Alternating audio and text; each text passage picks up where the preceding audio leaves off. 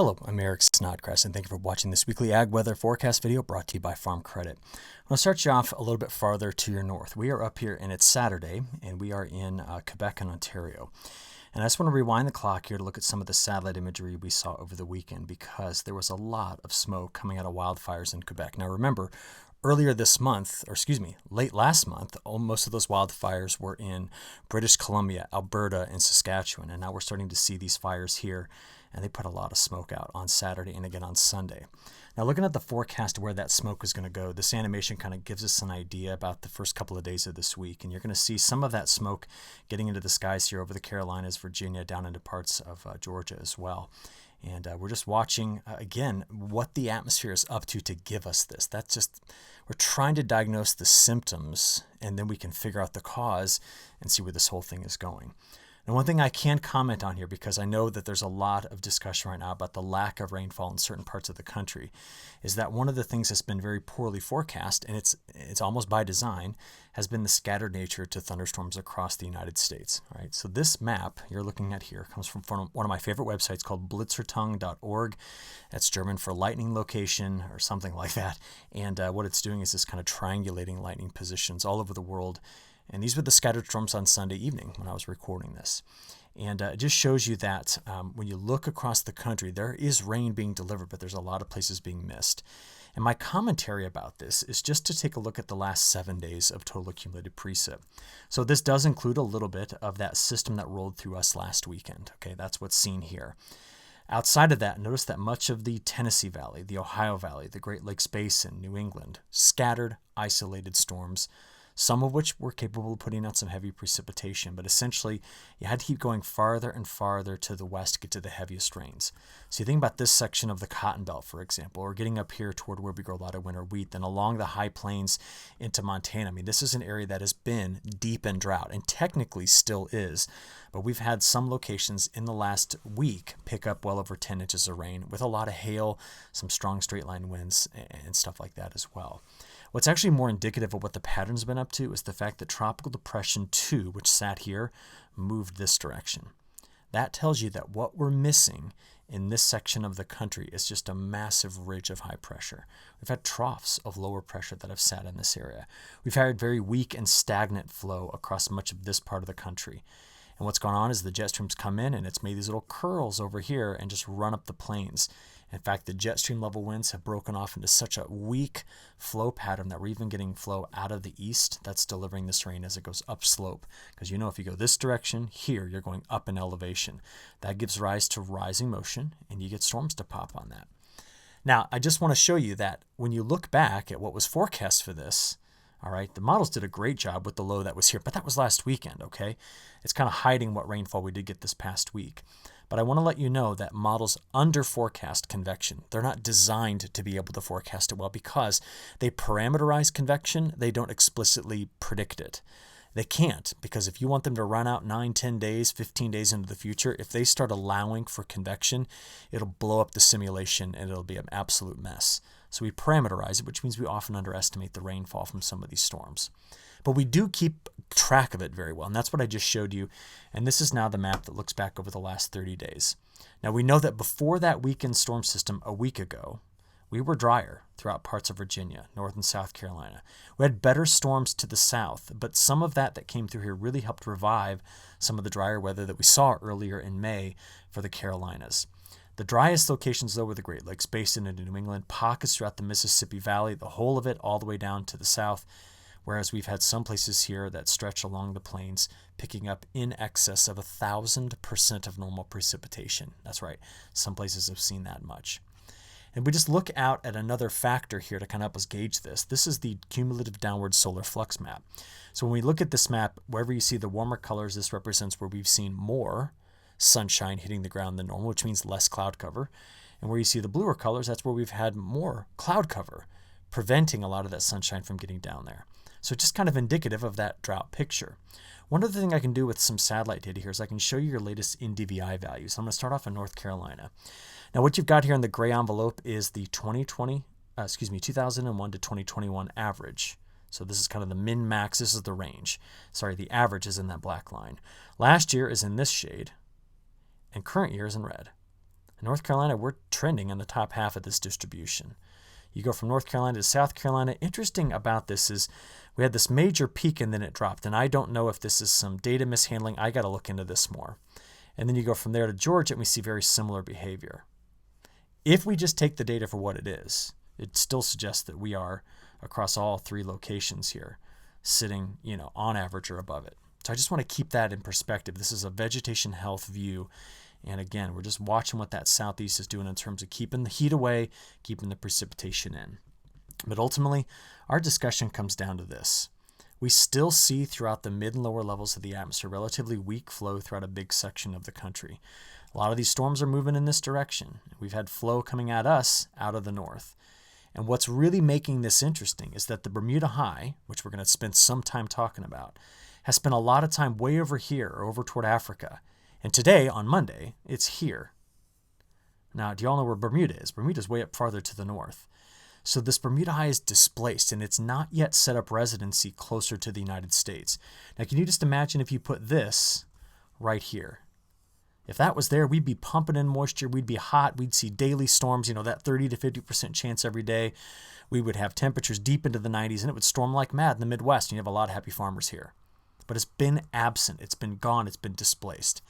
And even though there is still an El Nino raging and going, the pattern has been dominated by the lack of the original position of the Bermuda High. So that is why in the latest drought monitor, we saw the drought area expand in this area, expand here. It's been getting better and better where I'm scribbling over right in through this area. And it's avoided us primarily because of that low that came in last weekend. That helped really bring up the precipitation. And the fact that we've not brought any serious heat. Now, as we get into the forecast, take a look. This is Monday, the outlook for severe storms. So we are going to be watching out. There is a marginal risk of severe storms as you get closer to the interior of North and South Carolina. As we look at it, though, let's go have a look at the high-res models, kind of get an idea on the timing, because the NAM, the North American Mesoscale model, is convection allowing. And that's why we only run it out 60 hours. So starting on Monday morning and playing forward, you're going to notice that by Monday evening, there is a frontal boundary sagging in through here. And I know it's not showing up really well here, but isolated storms, some of which could be severe, are expected in this area. We then play through the overnight hours and get this out here till Tuesday morning, Tuesday midday, and Tuesday evening. That's the second front diving down into this area. And that's a part of an overall shifting pattern we need to have a quick discussion about today. What it's shifting from is this. Now, this is the shifted Bermuda High. Going back from May 10th through Friday, we observed that anomalously high pressure set up here. The momentum was robbed out of the northern hemisphere, producing another ridge here and another ridge there. Actually, I'm sorry. I need to draw these arrows correctly. Ridges rotate in this direction. All right? And this triple ridge, I should say, is a part of a very much feared weather pattern in the middle of summer if you happen to have any friends out in the Midwest. We hate this pattern. This is the pattern that steals the moisture. Because the Bermuda High was there and not here, this whole region here throughout the Canadian Prairie, the upper Midwest, the Great Lakes Basin, the Midwest, the Mississippi Valley, Ohio Valley, getting into New England, dry. Now that particular point needs to be understood, because if it's going to break, we need to know what's going to break it. So the flow has actually come around like this. We've actually had storms coming out of the east. They hit the mountains and they just run up, and that's why it's been so wet in the high plains of the United States. What needs to change is first going to start in the tropics. The MJO for that whole time period, the 10th through the 2nd, lived right in this area. Now remember, we always break up the Indian Ocean and Pacific Ocean into phases. There's phase 1, 2, 3, 4, 5, 6, 7, and 8. And it's been living in phase 7 and a lot of subsidence in phase 3. And what we're seeing now is that after spending so much time here in that black line, it's come out now into phase 1. It's going to skip through phase 2, phase 3, and live over here to get into the middle of this month. This is Indonesia, the maritime continent. It's north of Australia into Indonesia. And the good thing about that is what it's doing to the jet stream. So these are jet stream level winds. You can see the shading and the speed over here in knots. And what I'm watching this week is for the jet to extend. There it is. And that's going to be disruptive to the flow here and eventually affect the Bermuda High, which is sitting under all of this. As we go out there, what I'm noticing as we get out here to the 10th, 11th, and 12th is that the flow is coming out, it's extended, it runs up here into a ridge. That means we're getting rid of the ridge that had been here for so long, and the flow is dipping. And it's coming over the top.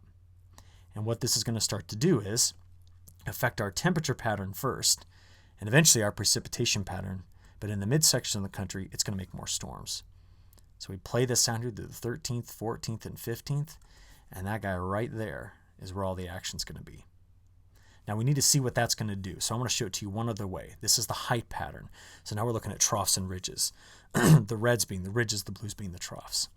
Sorry about that. Here we go. So playing through this week, we just have general troughiness. It's kind of a phrase we make up in atmospheric sciences. It means there's lower heights, cooler air in place. Your hottest day is probably going to be Tuesday, I think. I'll show you the details in a second. A lot of troughs just hanging out here. And you get all the way out here to Thursday and to Friday. No chance at breaking over to extended heat with that pattern. Now I'm going to show you what the precipitation is going to do out of this. But things are really going to start to shift themselves around there. That is the Bermuda High. See it? And it is trying to work its way back to where it should live, Bermuda, which is here. And we get out here farther, and it keeps edging toward first the Caribbean islands. And what this is going to start to do is shift this pattern around a little bit so that it does something a bit more like this. Now that particular setup is not an overly wet one for us, nor is it a hot one for us, but it is way different from what we've had. What we've been experiencing is just flow that dies right here, and then big ridges that live in this area. That's gone. We don't expect that to last past mid-month. So let's see what this all does. How about total accumulated precipitation? Now this is Sunday's model run, because remember I record this on Sunday night. We do have a front coming through Tuesday into Wednesday. Remember the isolated storms on Monday. Here's the front Tuesday and Wednesday. It'll show up on Thursday, kind of slicing through. Outside of that, it's just isolated storms. Not a whole lot of rain this week. Some places, of course, could get some heavy rain, but not that much.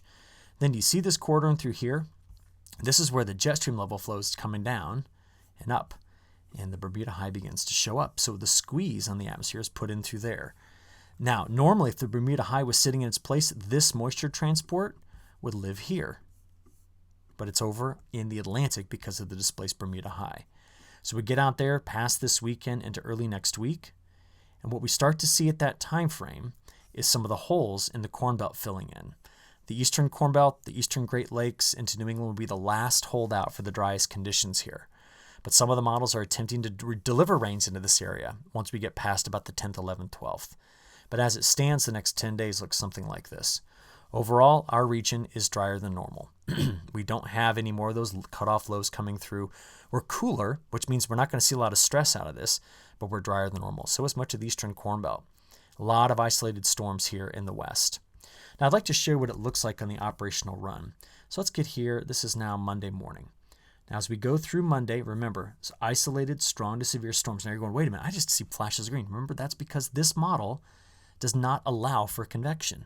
It's parameterized. So we just get this, little flashes of green. The storms will be here too. They'll be there. That's what you end up seeing in the European and the GFS.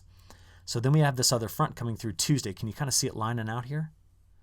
So that's Tuesday night, By Wednesday, it's pushing right here on our northern border between North Carolina and Virginia.